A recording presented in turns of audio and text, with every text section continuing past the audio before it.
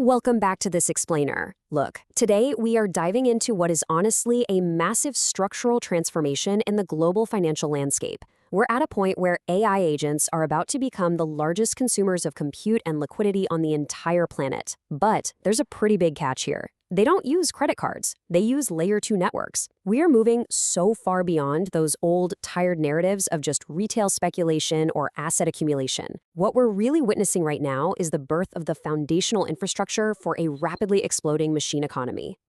To really anchor us in reality, let's just think about this number for a second. $80,233. With Bitcoin reaching this kind of valuation, the market has officially moved past the era of mere hodling. That old narrative of crypto just being a digital store of value, it's shifting. The real alpha, the massive gap in the market's understanding right now, is the transition from crypto as currency to crypto as the actual rails for AI. People are still obsessing over human wallets, while literally millions of AI bots are waking up right now needing trustless, programmable money to actually operate. And honestly, Brian Armstrong, the CEO of Coinbase, hit the nail on the head recently. He said AI agents are the next generation of self-driving cars. But, instead of navigating physical streets, these autonomous software systems are navigating the internet. They're rapidly becoming the primary drivers of digital commerce. But here is the massive roadblock. These bots are incredibly intelligent, but they cannot use traditional credit cards. Try sending a line of Python code into a local Chase branch to open a checking account. It's just not going to end well, right? Okay, so let's dive into exactly how this is playing out. Here is our roadmap for today. We're going to cover 1. The identity paradox. 2. The agentic payment protocol. 3. The settlement layer wars. 4. Infrastructure reality over vaporware. 5. The physical AI backplane. And 6. The billion agent economy. Let's start right off with Section 1, the identity paradox, and exactly why traditional finance cannot serve the machine economy. Look closely at the structural barrier we're dealing with here. Traditional banking requires what you might call a legal soul. To use Visa or SWIFT or an ACH transfer, you absolutely have to pass strict Know Your Customer laws. You need a government ID. AI software programs fundamentally lack that. They can't walk into a bank or physically sign a 30-page merchant agreement. But consider the alternative. A crypto-native wallet uses cryptographic keys to establish a programmatic identity in literally seconds. This allows AI to completely bypass human bottlenecks. It can exist as a sovereign entity on the blockchain, paying microcents in gas fees, and achieving true, uninterrupted 24/7 autonomy. Moving right along to Section 2, the Agentic Payment Protocol, specifically X402 and machine-to-machine commerce. So how does this actually work in practice? Let me introduce you to the X402 protocol. In the standard web stack, interactions are usually either totally free or they're stubbornly locked behind a rigid, human-centric paywall. Well, X402 introduces a totally new state that embeds value exchange directly into the internet's request-response loop. Let's walk through a tangible scenario. Step 1, an AI travel agent requests a real-time weather dataset. Step 2, the weather server challenges it by sending a 402 payment required header, basically asking for a fraction of a cent in USDC. Step 3, the agent signs the authorization, and a facilitator actually handles the DAS fees, so the agent doesn't even have to hold native network tokens. And finally, Step 4, the data is delivered. No monthly subscriptions, no human intervention whatsoever.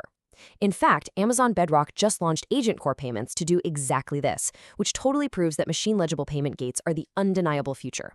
Which brings us to Section 3, the settlement layer wars. We're talking throughput, latency, and the massive L2 advantage. So where are all these transactions actually happening? Look, when an AI agent is out there performing 10,000 tasks a day, network throughput and cost are literally existential. Right now, it's basically a two-horse race between Solana and Base, which is an Ethereum layer 2. To really understand why, let's break it down. Solana's parallel execution model is kind of like having 1,000 checkout lanes open at a grocery store, all at once. It allows for a blistering finality time of around 400 milliseconds, with fees under a fraction of a cent. Base, on the other hand, operates sequentially, but it relies on the deep liquidity and established trust of the massive Ethereum ecosystem. Following recent upgrades, it functions a lot like a highly efficient VIP express lane with incredibly low fees. And this brings us to a really critical concept, the unreliability tax. Now, because AI systems are probabilistic, they aren't perfect. Think of an AI agent like a brilliantly smart but very anxious student. It might hallucinate an API call or get stuck in a reflection loop where it repeatedly checks its own work and makes mistakes. The thing is, every single reasoning cycle consumes tokens. Research shows that an unconstrained agent can easily cost $5 to $8 just to solve one complex software task. If the settlement layer adds high fees or latency on top of that, the economics completely collapse. If it costs $1 every time the AI thinks, the system just dies. Near-zero gas fees aren't just a nice-to-have feature. They are the absolute required oxygen for AI logic to survive. All right, time for Section 4, Infrastructure Reality over Vaporware. We are exposing the AI crypto bubble. Okay, it is time for some brutal honesty. We need to strip away all the marketing fluff you see on social media. The current market is heavily bifurcated between actual, functioning infrastructure and purely speculative AI coins. A lot of projects are just leveraging the AI narrative without providing true on-chain utility for agents. This is exactly where retail investors get trapped. For instance, Fetch.ai has faced criticism because its agents are essentially basic, scripted chatbots rather than entities with true native AI capabilities. Render is highly valued, sure, but it's primarily used for off-chain visual effects rendering for Hollywood studios, not the AI-focused compute that autonomous agents actually need. And BitTensor, while super ambitious, faces massive coordination overhead and latency issues that really struggle to compete with centralized AWS clusters. This is why you absolutely have to look under the hood of your portfolio. Institutional money is looking for actual utility, not just a catchy acronym. And honestly, the numbers completely back this up. The primary beneficiaries of this whole explosion aren't the hyped AI tokens at all. It's the settlement layers. Base holds a commanding 59% of the market share, followed closely by Solana at 38%. Together, they essentially monopolize 97% of the entire agentic market. AI agents are choosing their rails based strictly on utility, speed, and cost. And almost all of this activity is driven by the demand for highly efficient USDC stablecoin transactions, not volatile speculative assets. Let's pivot a bit to Section 5, the physical AI backplane, specifically decentralized physical infrastructure networks, or DePIN. We've been talking a lot about software so far, but AI intelligence requires raw physical resources. We're talking silicon and electricity.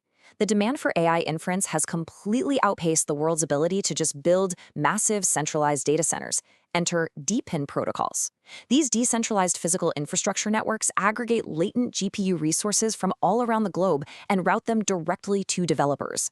And because agentic inference workflows drive up to 70% of global GPU demand, they are perfectly suited for these decentralized architectures. Just imagine a Solon-powered delivery drone that actually owns its own digital wallet. It detects a failing rotor on itself, autonomously flies to a local repair station, and directly pays a robotic arm in crypto to swap the part. That right there is a decentralized autonomous machine, or DAM, and DePIN is the literal backbone making it physically possible. Finally, we arrive at Section 6, the billion agent economy. We're looking at projections, scale, and the inevitable crossover point. To really wrap your head around this sheer scale of the macroeconomy we're entering, consider these projections for 2027. It's the ultimate David versus Goliath contrast. A normal human consumer might make, 2 or 3 financial transactions a day? But an always-on AI agent managing a global supply chain can easily execute 10,000 transactions in that exact same 24-hour window. By 2027, the billions of 24/7 active AI agents are projected to conduct more total transactions than the entire human population of Europe. Seriously, think about what that means for network valuation when your primary power users literally never sleep, never take weekends off, and transact thousands of times every single second. Which leaves us with this final, kind of provocative thought. When software actually becomes the primary economic actor on the planet, who owns the rails? The real investment opportunity here isn't necessarily picking the one winning AI software token. It's investing in the decentralized settlement layers that will act as the essential, unavoidable nervous system of this entire new global economy. The takeaway is pretty simple. Follow the infrastructure. The standards are being set right now, and the agentic era has definitely arrived. Thank you so much for joining me for this explainer, and I will catch you on the next one.